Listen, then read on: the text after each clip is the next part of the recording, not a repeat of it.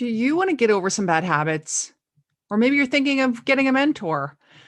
Or are you struggling to stay connected, especially now with COVID? These are some of the topics that I will talk about on the 100th episode of Dynamic Women. You're listening to the Dynamic Women podcast. Each week, you'll be inspired by our global community of women. They'll share with you tools and stories to help you be dynamic in every area of life. Here's your host, award-winning coach, and the CEO and founder of Dynamic Women, Diane Rolston.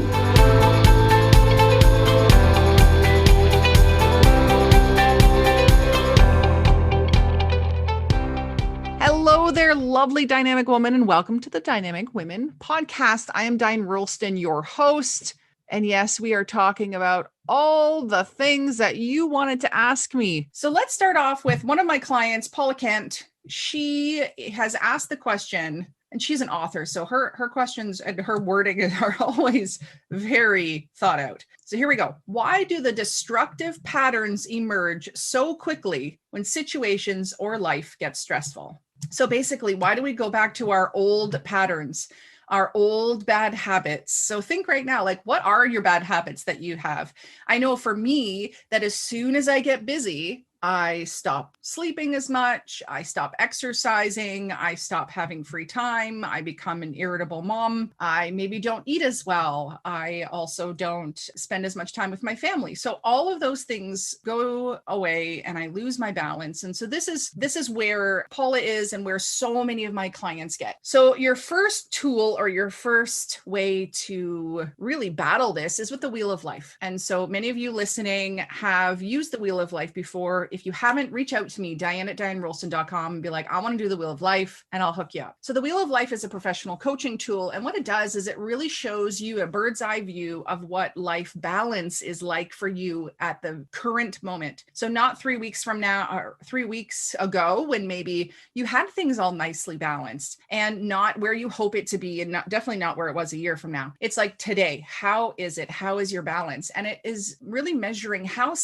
satisfied are you in each area of life. And it's going to quickly tell you where you're not satisfied. It's going to quickly tell you where you're off balance. And so when you have these destructive patterns that emerge so quickly, that's going to give you that kind of right in your face, where am I really losing it? And then you get to make a decision. Do I want to do more in that area to make that better? So that's the one piece of it. Now that you look at it, you're going to now be able to think, okay, well, I definitely see that my health is hindered, my friends are hindered, my house is hindered. Okay, cool. So now I'm going to make some goals or some new habits around those areas. So that's one thing that you can do. Another thing you can do is have a really set maintenance mode that you go into. So life, yes, gets stressful. Things happen, right? Maybe you have a friend who all of a sudden her husband left her and you have to be there to pick up the pieces. Maybe you have a flood in your house. Maybe you have a big project that comes on, or you get sick, or someone else in your life is sick and you have to care for them. So those are all kind of these quick, unexpected things that happen. Or maybe you knew it was going to happen because you had a big project coming up, but life gets stressful. You need to know what you do in maintenance mode, what you do when things get crazy. So things that you can do is, okay, so this week we're going to order one of those meal services, or this week I'm going to pull out those frozen foods that I've already created, or I'm going to just buy food like frozen pizzas and lasagnas or whatever. So I know that the food compartment, the food area of my life can still be covered. You can also think of in maintenance mode, maybe that's where your house just doesn't get cleaned. In maintenance mode, rather than you booking a time to go to the gym or do a class, maybe you just make sure that you get out for 10 minutes and you go for a walk. Maybe during maintenance mode, you reach out to your friends and say, girl, I love you, but I cannot see you for the next 2 weeks because things are crazy right now. Maybe this is where you ask or you tell certain family members or friends that you need their support. So you need to know which areas of your life can you dial back on, which ones can you bring in maybe some other easier solutions to make that area better. So maybe you get a house cleaner that week just to help you out. Maybe you just hire someone to help you in your business that week. So just think of when life is crazy, what can I do to support myself? So I could just call that maintenance mode. So rather than you trying to fill all 10 areas and be perfect and amazing in all 10 areas, you you really get to dial back in those certain areas. And maybe there's just 4 that you focus on. I know when my son broke his femur, there was definitely a lot of things that I had to do in order to go into maintenance mode. I've seen this in clients when, they were maybe on a leave of absence, were building their business, and then the company was like, you need to come back to work full time now, otherwise you lose your job. And so all of a sudden they're back in a full time, but also doing some, on the business on the side. So just have that maintenance mode, use the tool of the wheel of life to really see where things are at, and then have a little grace with yourself. We fall back into patterns because they were easy or for some reason they supported us before, but you have now either leveled up your personal life and like who you are, or you've leveled up other areas of your life and you don't want to undo the good work that you have already done. So if you already have a really great morning routine, you already have a really great health routine, you already have really great relationships, you don't want to undo those by going back to those bad habits. So have a little bit of self-awareness, write down all the things you don't like once you figure it out, and put a easy plan in place where one by one you can start to get back into the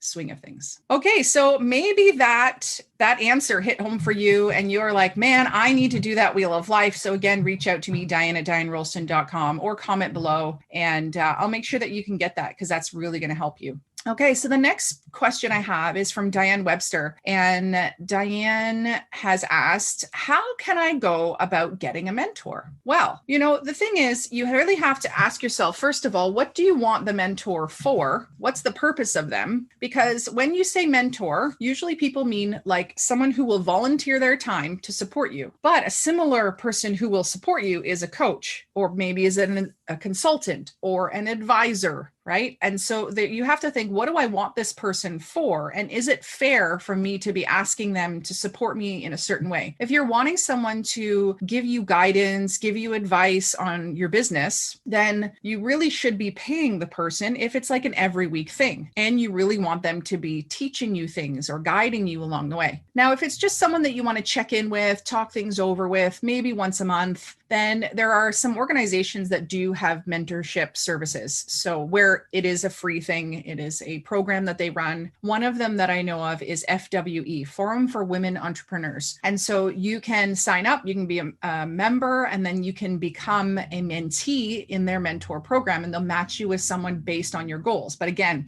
you need to know, why do I need a mentor? What am I hoping to get out of this? So I've actually done their program before, which was really nice because I feel like I mentor and coach so many people that was really nice to sit in that seat. Even though I do have coaches that I hire for specific things, it was nice just to have someone with a specific set of skills that just really to have a conversation with. And so when I was thinking of getting into tech and supporting them and supporting the women in tech, because I'm really passionate about supporting women, especially in male dominated industries, or to get ahead in their leadership skills. So I was paired up with a woman who was very high up in a very powerful international software development company or engineering company. And so she was a smart cookie, and it was really cool. Like every month I was just like, hey, this is what I'm working on. And then she would just ask me things like, well, what have you thought of this? Or did you know that the industry is kind of like this? Because I had no idea. And it's not really like I could go hire a coach for the tech industry. So it was very specific. So again, what are the goals that you want? What type of relationship do you want with them? If you don't find a mentor through one of these programs, and you don't want to hire a coach, advisor, or a consultant, and you want to you see someone that you really want for them to mentor you, then you have to come to them with a really good proposal. So I've had some people in the past just,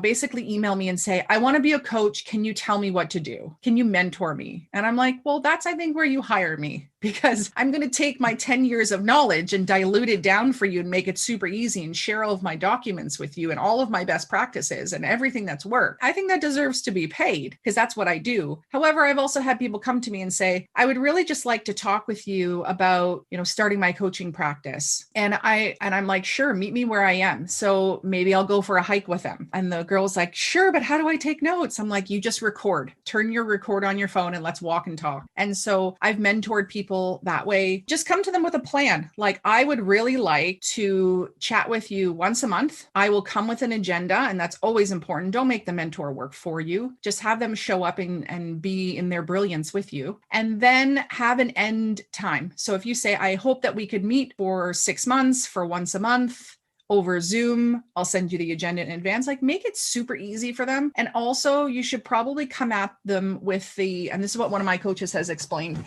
So a lot of people will approach me or whoever they want to be mentored by or whoever they want a favor from, and they lead with their bib on. So this idea, if you can imagine, of taking a napkin and sticking it on your shirt and saying, like, serve me.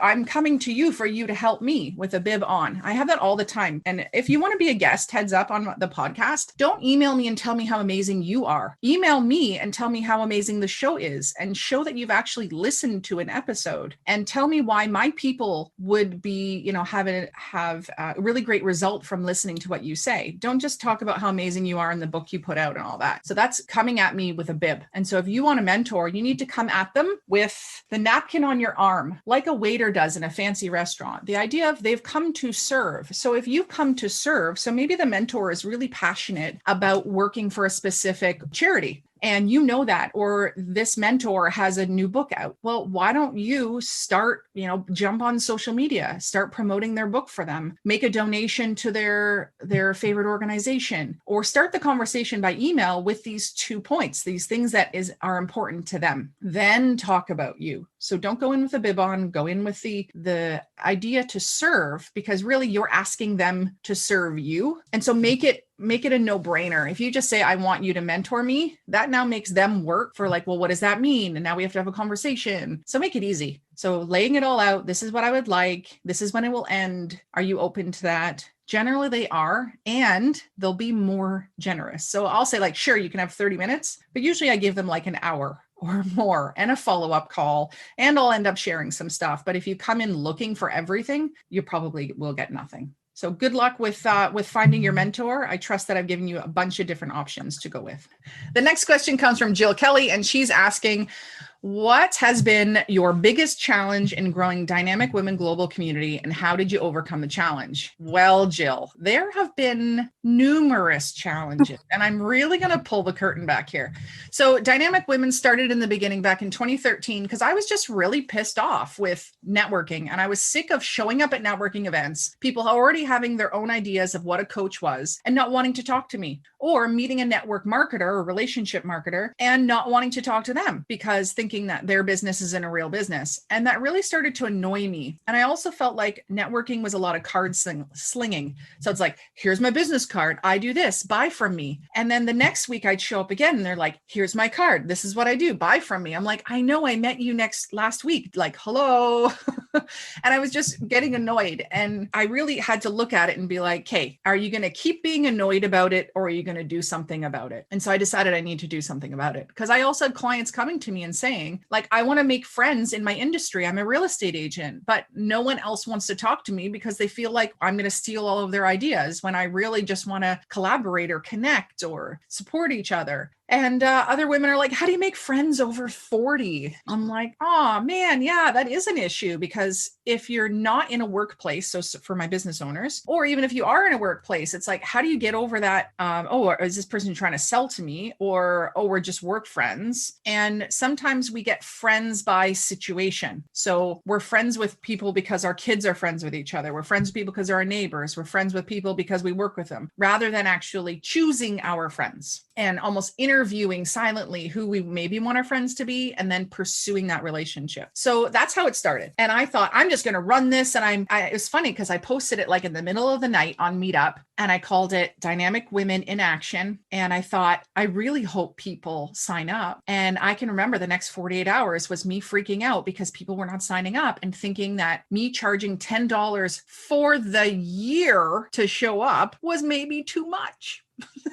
I was freaking out. And that's like nothing. And the funny thing is, as I learned out later, because I've actually taught people how to do a really good launch on Meetup, is that it can sometimes take 48 hours for that initial email to go out. So no one knew the group existed. That's why no one was signing up. So the challenge in the beginning was my confidence in running it. And as soon as I saw that I had like 30 people showing up, I was so pumped. I ran the event, and then the next month I ran the event again. And then the next challenge was we actually had a wait list within 24 hours of me posting the event. And I didn't realize what that was doing to the women who wanted to come. So I'm at an event, it finishes up, I'm chatting with the other ladies, and one lady, she needs to go. Obviously, she has her coat on that. And she says, "Hey, Diane, I just want to know, when are you going to post the next event?"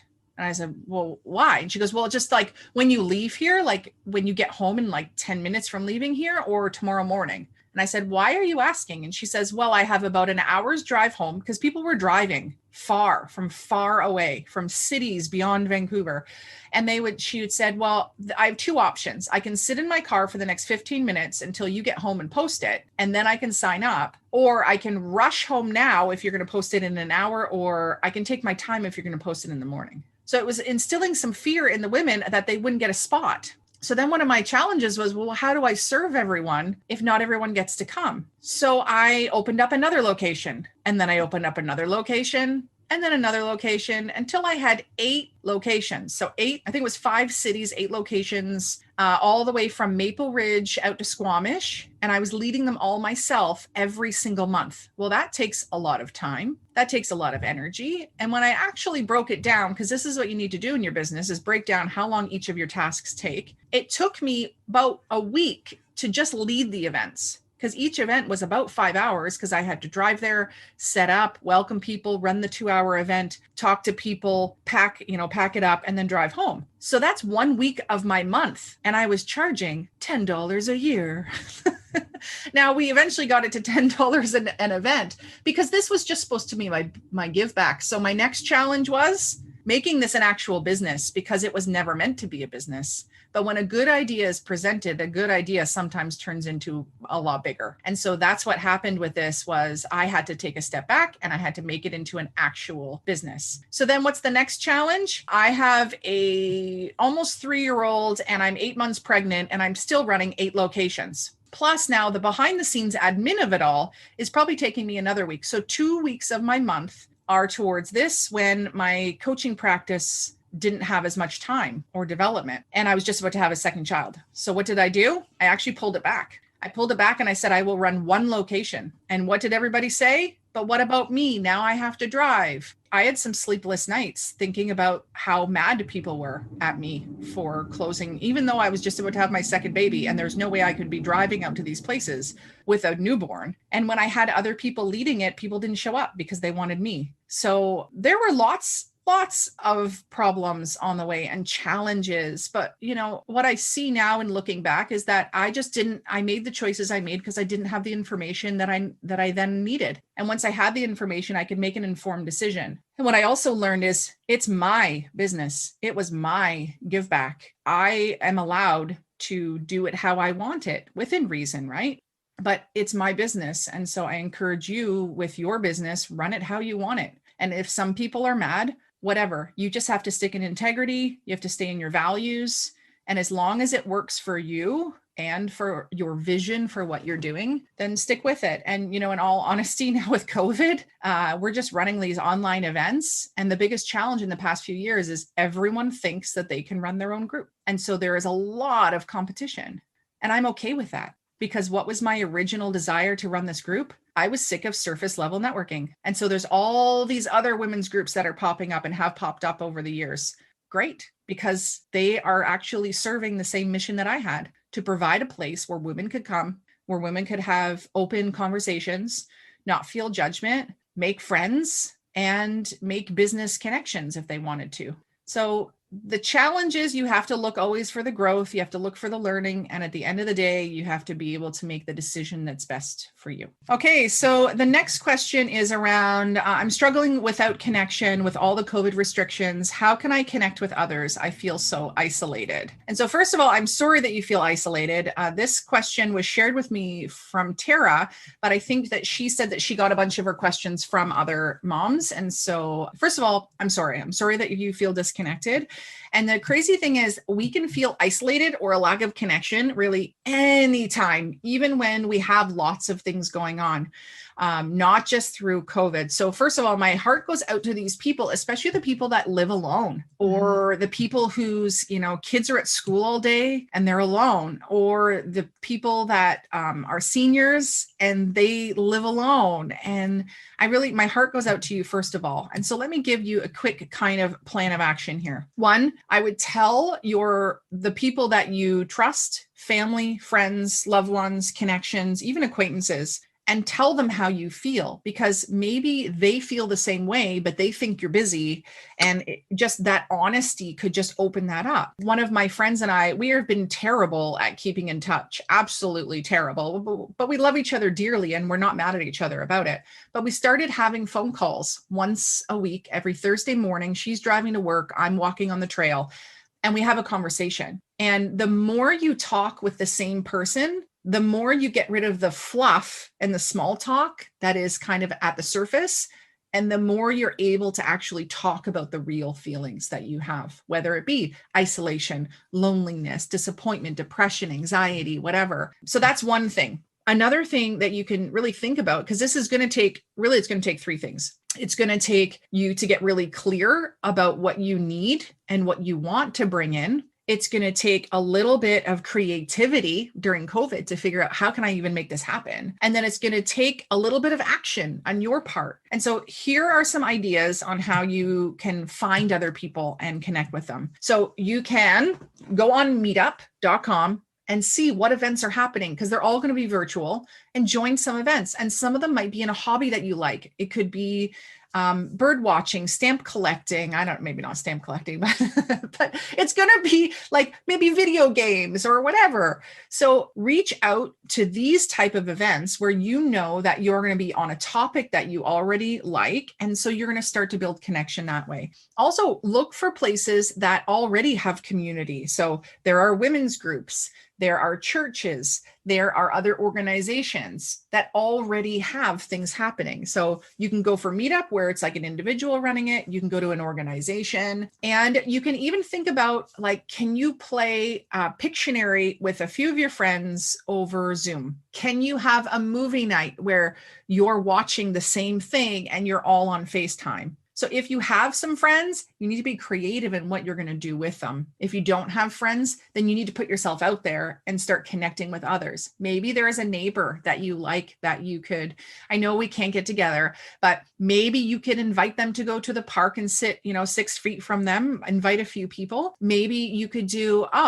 there's a local place that's doing a wine tasting thing. So you get like a bunch of people together and everybody's in their own home and everybody does a wine tasting. So you really have to look for ways that you can really put yourself out there and connect with other people, and then make it a continuous thing that you do, just like I have with my call with my friend. And be honest about where you're at, because really that's the thing. If people don't know that you need to hear from them, again, designing relationships, creating some boundaries, or opening your boundaries might be the better thing for you. And while you couldn't see us right now, and by us, I mean the lovely Candace and the lovely Lindsay, who joined me today. And I want to give them a special shout out, a special thank you for being my little audience, for smiling at me when I answered the questions. And in between questions, I paused and I got their feedback. And we had some really cool conversations. So if you want to be part of a future taping of the Dynamic Women podcast, please reach out. And so as we wrap up here, there are just more questions than I can actually answer in this time. And so don't you worry, those questions that I receive from listeners, from clients, from members of my Dynamic Women community, I am going to answer them in future episodes. So if you also have a question, please email it to me. Just make the subject line podcast question, and then let me know what you want me to answer. You can email me at diane@dianerolston.com. And yes, that is my personal email. If you like this episode and any of our other episodes, please make sure you subscribe and share with a friend. Sharing is caring. And so until next time, my lovely dynamic woman, stay dynamic. Bye. Thank you, Dynamic Women, for joining us today. Please hop on over to iTunes to subscribe and leave us a review. Who do you know who needs to hear our message? We'd love it if you'd share our channel with your friends and family. If you're ready to be more dynamic, have more balance and more success, head over to www.dynamicwomenclub.com/free gift for your Key to Success book. Stay dynamic.